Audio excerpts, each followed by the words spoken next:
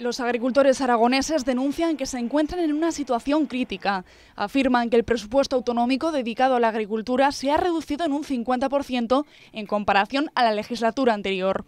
Este lunes se han reunido con el presidente de Aragón y el consejero de Desarrollo Rural. Nosotros decimos y trasladamos al consejero, al presidente, qué ocurriría en la sociedad si de los 5.052 millones que hay de presupuesto general de Aragón se colocase en la mitad, 2.700. Hoy todo Zaragoza estaría en las calles.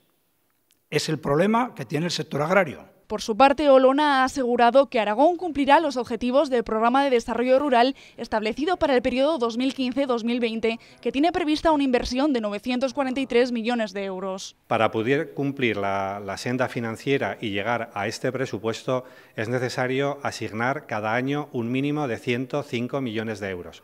Y en el presupuesto de 2017, que como saben todos ustedes se aprobó el pasado día 10, hay consignados 108 millones.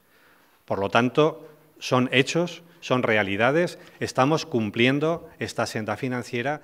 A estos problemas presupuestarios se suman los problemas provocados por la escasez de lluvia.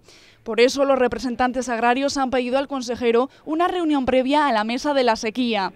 En lo que Olona y sindicatos están de acuerdo es en que es necesaria una reforma de la PAC.